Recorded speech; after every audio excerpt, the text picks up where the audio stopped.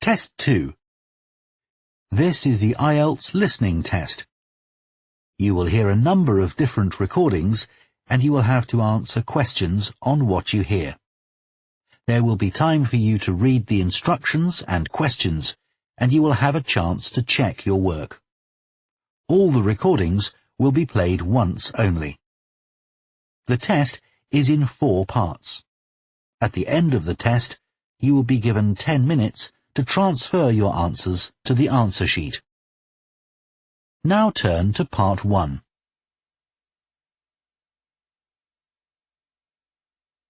Part 1. You will hear a woman phoning a company that converts old photographs to digital format. First, you have some time to look at questions 1 to 3.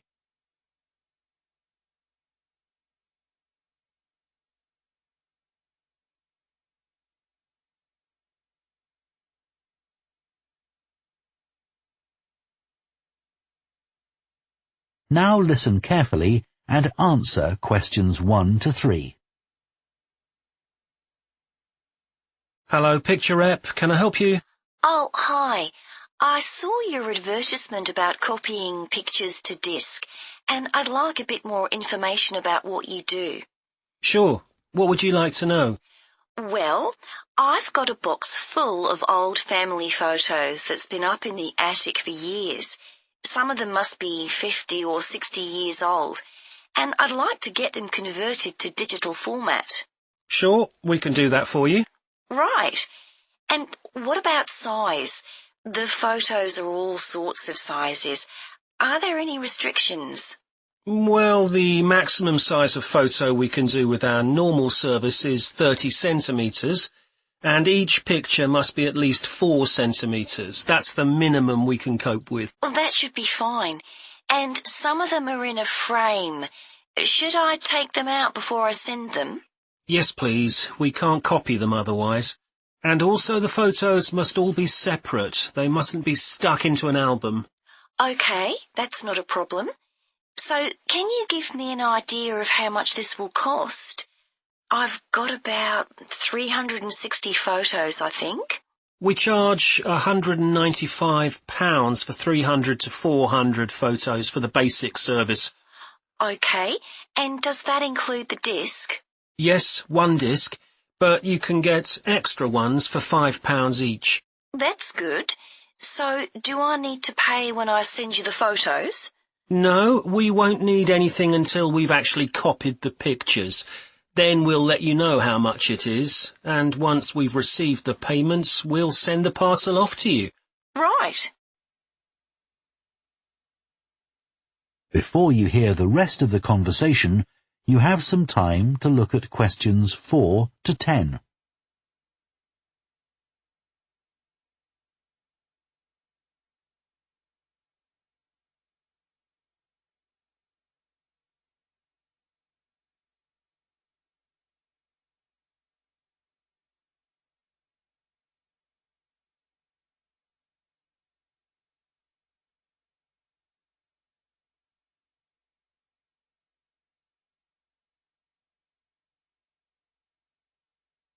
Now listen and answer questions 4 to 10.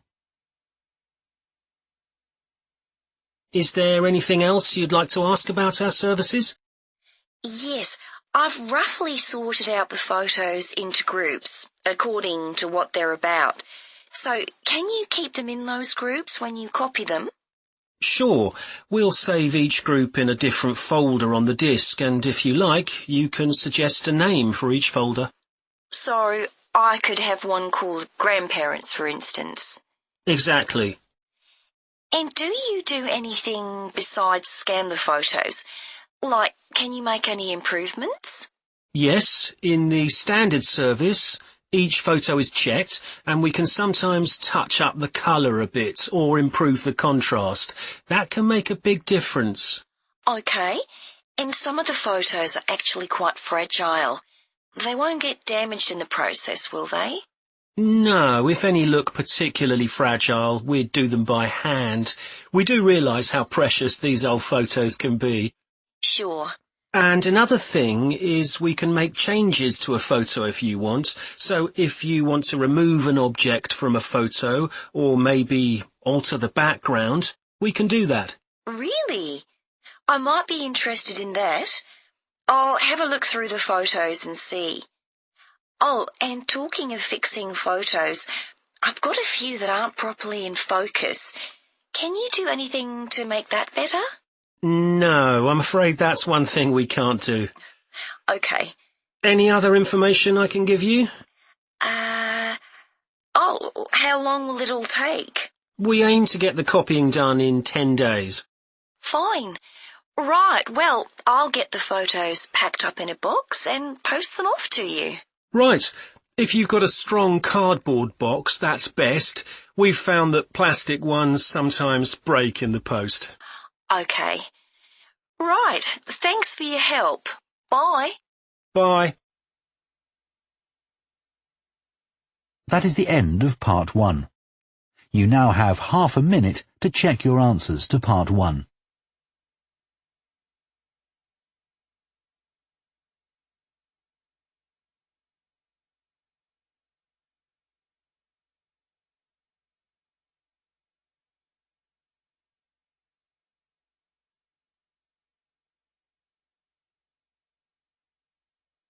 Part 2.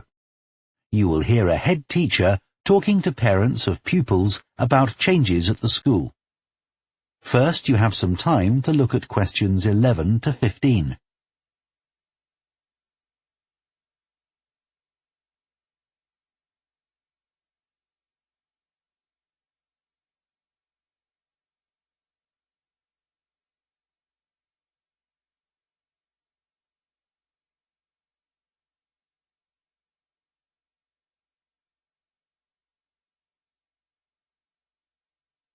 Now listen carefully and answer questions 11 to 15. Good morning, and thank you for coming here today. I'd like to bring you up to date with changes in the school that will affect your children. As you know, the school buildings date from various times, some from the 1970s, some from the last 5 years, and of course, Dartfield House is over a century old.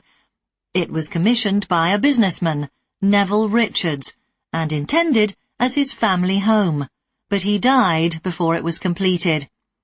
His heir chose to sell it to the local council, who turned it into offices. A later plan to convert it into a tourist information centre didn't come about through lack of money, and instead it formed the nucleus of this school when it opened 40 years ago.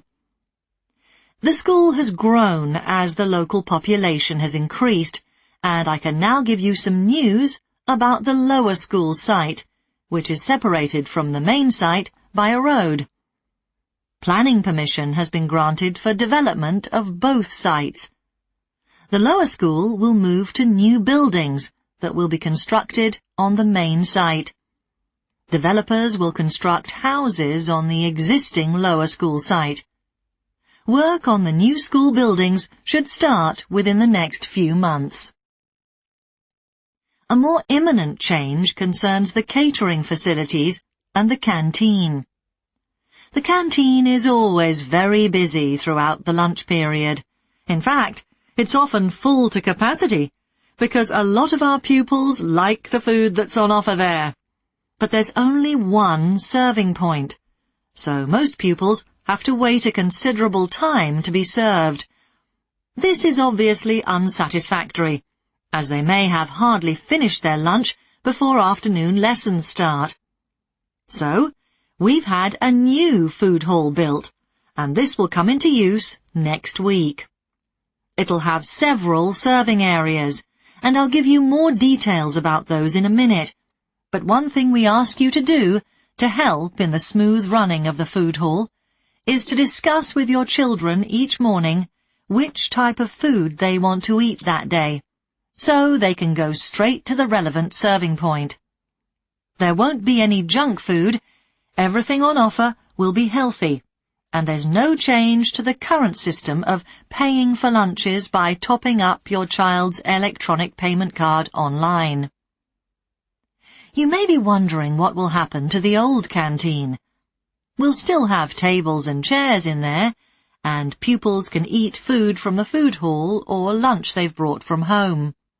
Eventually, we may use part of the canteen for storage, but first, we'll see how many pupils go in there at lunchtime. Before you hear the rest of the talk, you have some time to look at questions 16 to 20.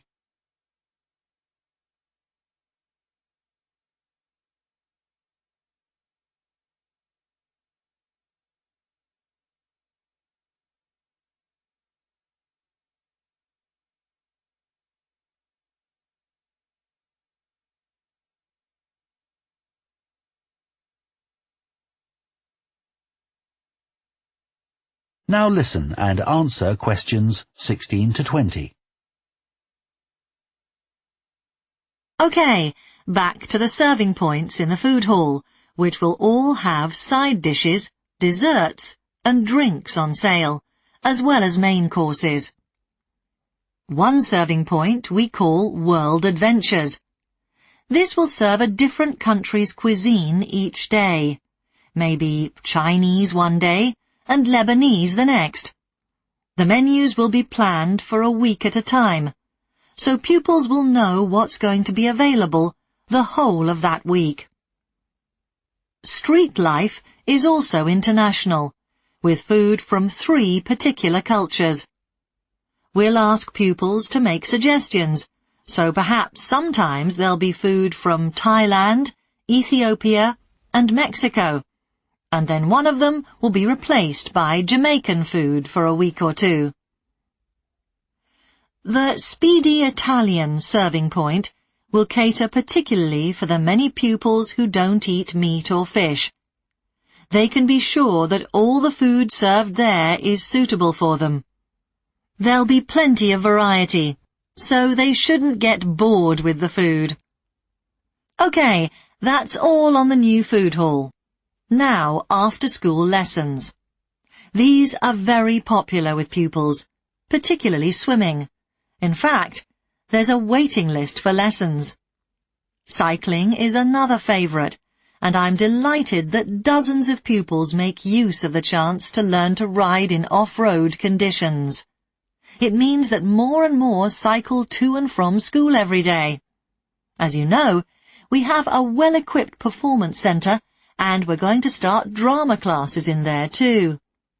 Pupils will be able to join in just for fun, or work up to taking part in a play.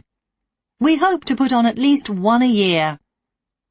We already teach a number of pupils to use the sound and lighting systems in the centre, and a former pupil has given a magnificent grand piano to the school, so a few pupils will be able to learn at the school instead of going to the local college, as many of them do at the moment. That is the end of Part 2. You now have half a minute to check your answers to Part 2.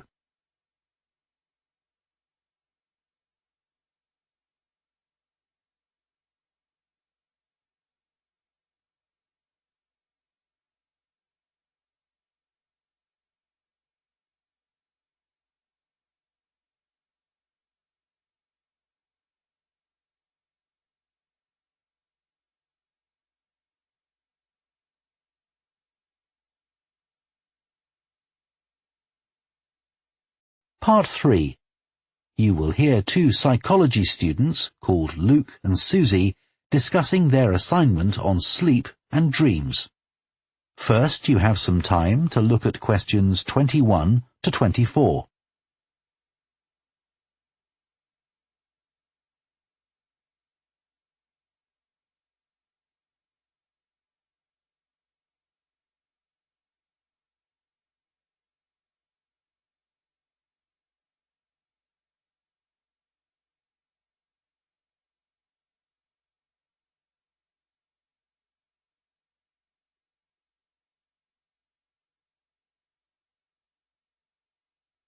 Now listen carefully and answer questions 21 to 24.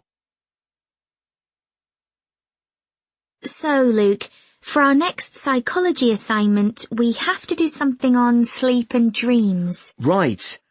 I've just read an article suggesting why we tend to forget most of our dreams soon after we wake up.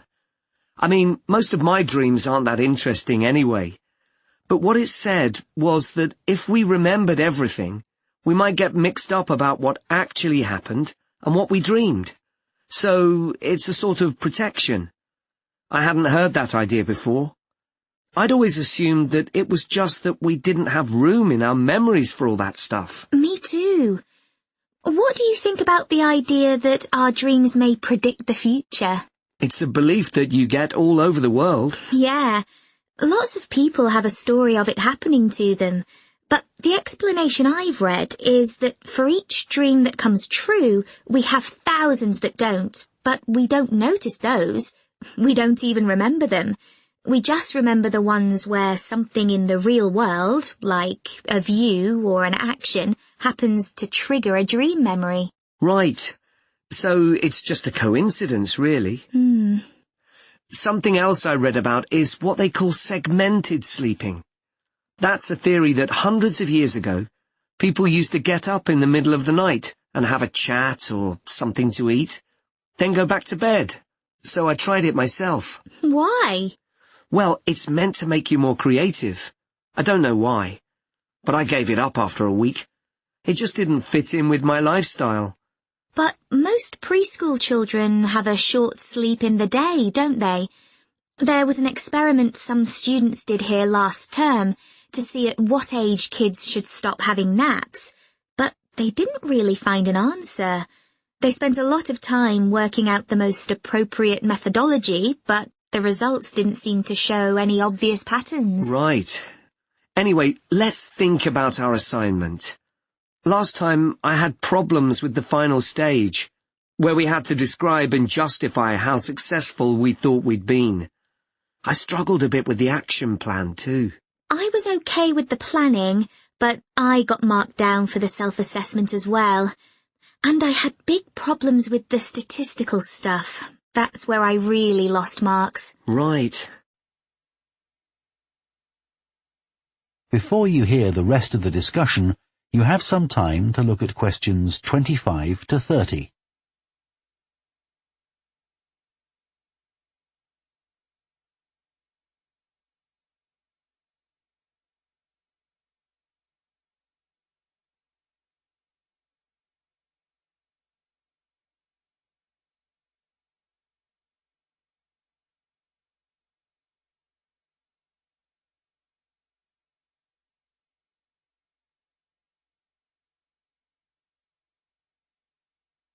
Now listen and answer questions 25 to 30. So, shall we plan what we have to do for this assignment? Okay. First, we have to decide on our research question. So, how about, is there a relationship between hours of sleep and number of dreams? Okay. Then we need to think about who we'll do the study on. About 12 people? Right. And shall we use other psychology students? Let's use people from a different department. What about history? Yes, they might have interesting dreams. Or literature students. I don't really know any. Okay, forget that idea. Then we have to think about our methodology. So we could use observation, but that doesn't seem appropriate. No. It needs to be self-reporting, I think. And we could ask them to answer questions online. But in this case, paper might be better, as they'll be doing it straight after they wake up. In fact, while they're still half asleep. Right. And we'll have to check the ethical guidelines for this sort of research. Because our experiment involves humans, so there are special regulations. Yes. I had a look at those for another assignment I did. There's a whole section on risk assessment, and another section on making sure they aren't put under any unnecessary stress. Let's hope they don't have any bad dreams. Yeah. Then, when we've collected all our data, we have to analyse it and calculate the correlation between our two variables. That's time sleeping and number of dreams. And then present our results visually in a graph. Right, and the final thing is to think about our research and evaluate it. So, that seems quite straightforward. Yeah. So now let's get started. That is the end of Part 3. You now have half a minute to check your answers to Part 3.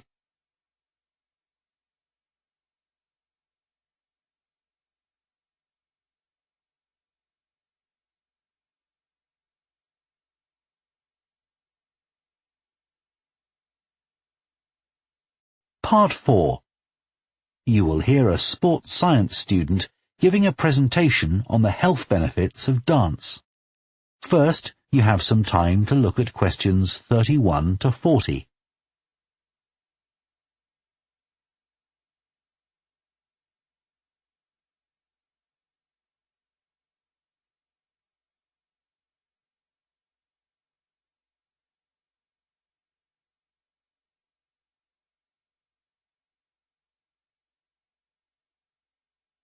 Now listen carefully and answer questions 31 to 40. Dancing is something that humans do when they want to have a good time. It's a universal response to music found in all cultures. But what's only been discovered recently is that dancing not only makes us feel good, it's also extremely good for our health. Dancing, like other forms of exercise, releases hormones, such as dopamine, which make us feel relaxed and happy. And it also reduces feelings of stress or anxiety. Dancing is also a sociable activity, which is another reason it makes us feel good. One study compared people's enjoyment of dancing at home in front of a video with dancing in a group in a studio. The people dancing in a group reported feeling happier, whereas those dancing alone did not. In another experiment, university researchers at York and Sheffield took a group of students and sent each of them into a lab where music was played for 5 minutes. Each had to choose from 3 options: to sit and listen quietly to the music, to cycle on an exercise bike while they listened, or to get up and dance. All were given cognitive tasks to perform before and after. The result showed that those who chose to dance showed much more creativity when doing problem-solving tasks. Dr. Lovett at the University of Hertfordshire believes dance could be a very useful way to help people suffering from mental health problems. He thinks dance should be prescribed as therapy to help people overcome issues such as depression.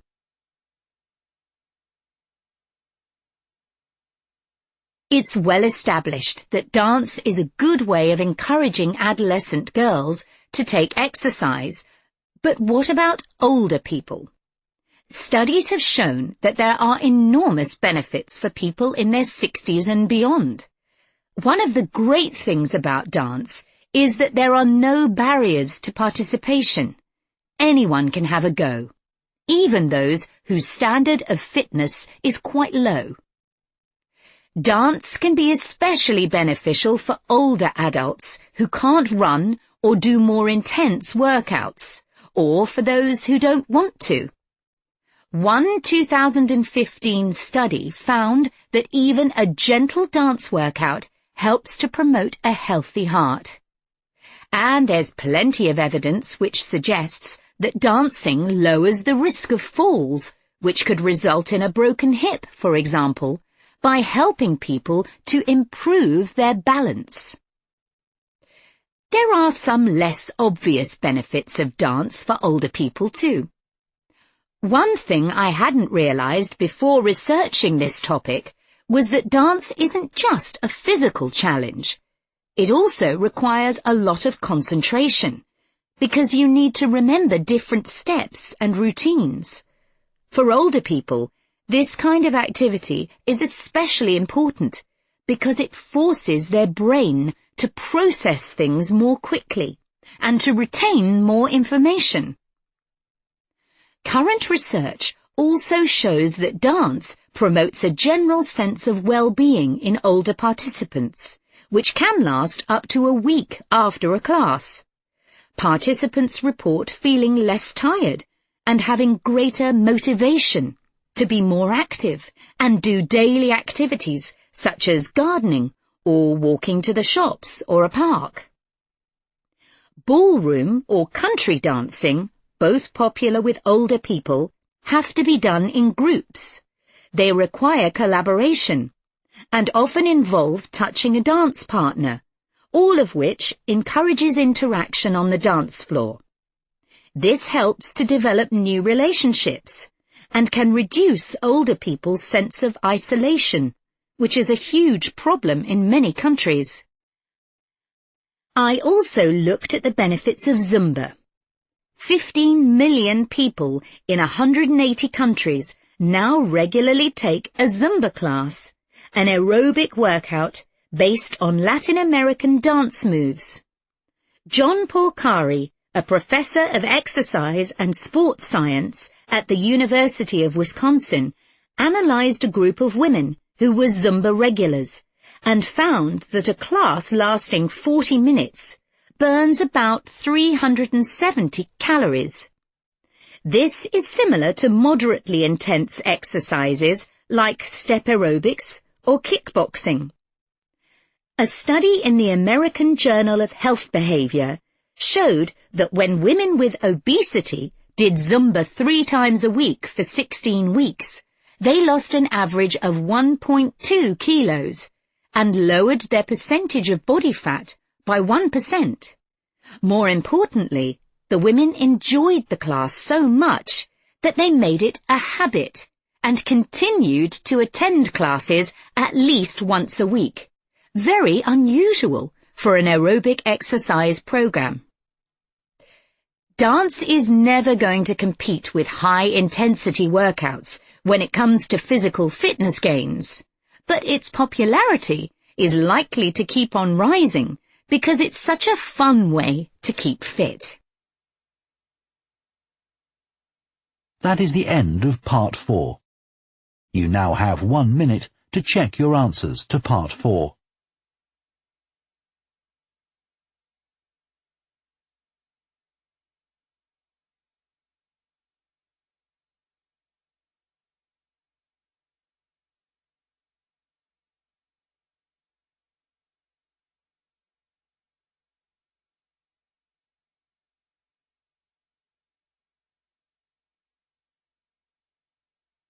That is the end of the listening test. In the IELTS test, you would now have 10 minutes to transfer your answers to the answer sheet.